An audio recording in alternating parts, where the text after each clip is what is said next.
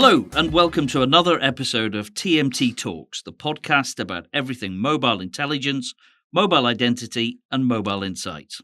I'm Fergal Parkinson, co-founder of TMT ID, and for this episode, I'm delighted to welcome Danny Preiskel, a world-renowned data and privacy lawyer and the principal partner of Preiskel & Co., a specialist telecommunications, technology, and privacy law firm based here in London.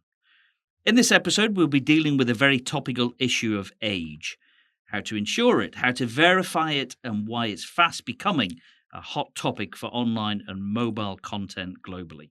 And who knows, Danny, we may even get onto the subject of football, another big passion of yours. Danny, welcome to TMT Talks.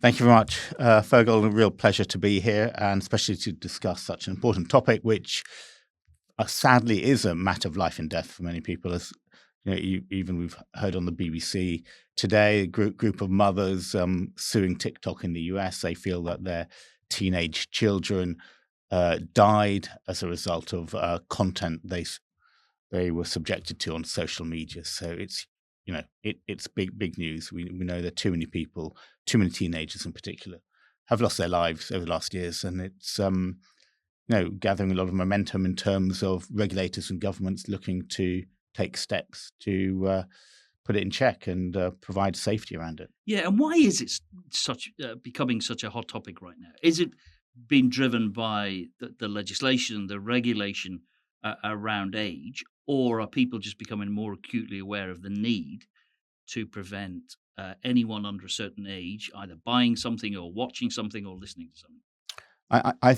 I think it's actually the deaths of these teenagers. Some of them have been children of prominent people in the UK. It was the FT journalist, and launched a campaign. And across Europe, there are very prominent people whose teenage children have been subject to this really harmful content, encouraging, it seems, people to take their own lives, and people have taken their own lives. So something really has to be done about it, and I think it's getting attention of governments and regulators. So I think it's really coming from those campaigners, and that's really why it's getting the PR. And when you've got publicity in cases, and I think a lot of people high up have got teenagers, and they know that right. they are vulnerable. That's a reality. But we all know, because I've got teenagers, you've got teenagers, how hard it is in order to control what they watch and what they look at.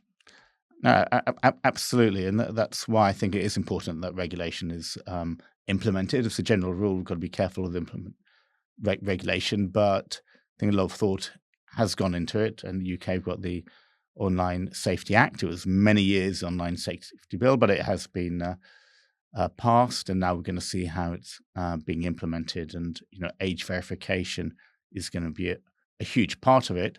Much as many children will be absolutely devastated to hear that they can't access TikTok despite being under 13. Yes. It will cause a lot of ruptures, but there's also the element where it seems that the social media companies are actually taking measures to regulate the harmful content that actually they can be subjected to. So, and I think they realize that even if people are underage, they have to do a bit more to monitor the harmful content. And they're saying they're doing it. We'll see to the extent that they achieve that. Can you give me an overview of the current legislation, regulations across the world, if you can, roughly? Yeah, it's very interesting because there are different age limits in different countries and for different services. So, I think some major social media platforms have different minimum ages, and UK has one of the lowest ages, generally 13. Spain, some of the other European countries have a higher age, but the big legislative changes, to date, really, in practice, the child signing up just had to tick a box saying they were over 13 or over 14, and that was it as far as the social media companies were concerned. But now there are going to be enforcement measures taken. Just getting the child to sign a box saying the minimum age is not going to be sufficient. And we've got the technology to help those companies to verify.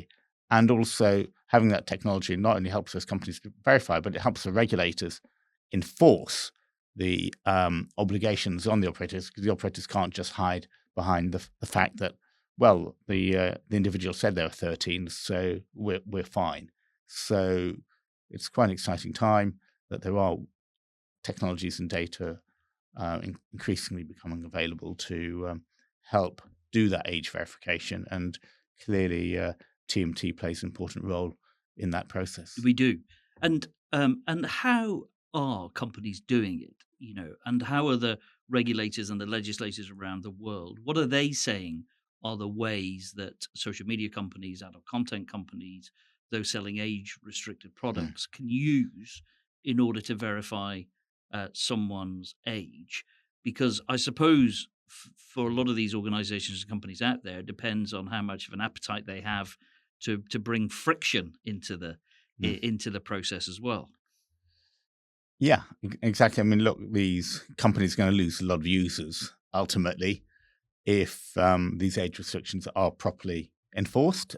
A lot of them are valued on the number of users they have, and one has to take the view that, just even from personal experience, how many of their users are below the minimum threshold. Now, the legislation that's coming in, EU, UK, US, which is coming through, I think quite sensibly, it's not prescriptive in terms of the technology to be used. But what they do say, as I mentioned before, they can't rely on someone just ticking a box to say 16. Then it's up to the company to work out what steps they take to measure, and then the regulator to decide if that is sufficient, because there are various technologies there and different levels of authentication you can go to. And something I've been quoted on in the past is bizarre enough. In Europe, we've got the GDPR rules, which are very, very tight, and they could, bizarre enough, prevent some of these solutions, age verification solutions, which require personal data potentially to be uploaded, like passports or other IDs, if taken to a certain level. So, we will see. And, part of our role is to guide companies like TMT to make sure that they are compliant while providing these services and data to help verify age. Ultimately, it is for the children's benefit, much as they think it would be a denial, breach of their human rights to be denied access to TikTok at the age of 11. And that's... Are you expecting to see any cases like that coming through? No, but there may be some demonstrations. You haven't been contacted by any 13-year-olds to represent them? No, sadly not yet. But maybe some that have sold out, and some app or technology will have the budget to do so. But I think there'll be a lot of demonstrations, around the dinner table at home over homework time. But more seriously, what will happen is that they'll be driven to apps which don't comply. Yes. And won't have the money to filter out the harmful content. And what will happen to them? That is the danger, that they will find other apps, and ultimately costs the social media companies billions to monitor everything. Yes. Now, if you're a new app that doesn't really take into account and monitoring the age, you haven't got the money to be able to filter out the content. So that's actually a danger of the legislation. And, it may be a question of better the devil you do know, and, work with the social media companies to make sure that the harmful content is removed, rather than actually kicking out all those users below 13 who will go onto other platforms, which will be far more dangerous. Indeed. And how you do that is going to be really interesting to see how the companies actually do it. Because on the one scale, you have the companies that may insist they upload passports or copies of driving licenses or other official documents. But that's high friction and not everyone wants to do it. The middle ground is something like a credit card or an email address, I suppose. And then it's doing what we do and verifying age through a mobile number.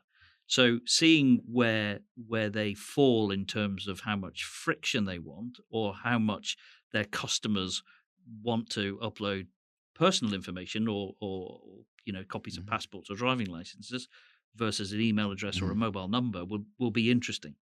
Yeah, it will indeed. And I think if it's just a mobile number, that's going to be the easiest and most friction free. I mean, everyone's used to just uploading a mobile number really to every service now, but it's not providing any date of birth or anything potentially personal. And thanks to the likes of TMT, a lot of verification, anti-fraud tests can be carried out subtly in the background using those mobile numbers. So, I think that should be encouraged, and I think that's certainly where the social media companies will want it to rest at, so that it isn't more intrusive, that you don't have to upload an ID every time, because and that in itself is an inherent risk in terms of hacking. And how much of this has been driven by the US, by new legislation in places like Texas and Utah and in other states in the US, and now being looked at in place, now in Australia, for example, too. There's new legislation, and various countries in Europe are looking at it. And so, do you think we're gonna come to a global agreement on what is required globally, or is it going to be done by state in the US, country by country in Europe, and the rest of the world?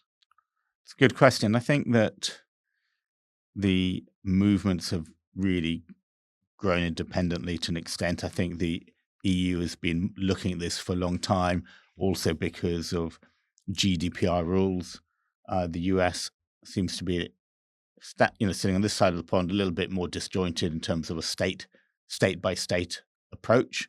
I don't think the EU is reacting to anything the states. I think the EU has got its own agenda, and it's shown data privacy is just so important in the EU. It's very different to us in the UK. I heard a lawyer on the radio in France when the GDPR was being introduced, and said GDPR will protect you.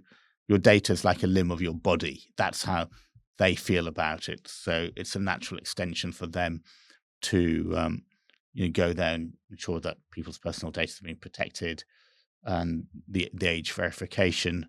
And the UK, because we're not part of the EU, we have to have our own legislation mirroring powers. So I think it's more slightly the EU and are ahead of the US, but there are some states obviously that are ahead of others in the US. It does make it harder for the social media companies to comply, especially with the US state by state approach. And let's see what happens with this high profile litigation against TikTok, because that does concentrate the minds.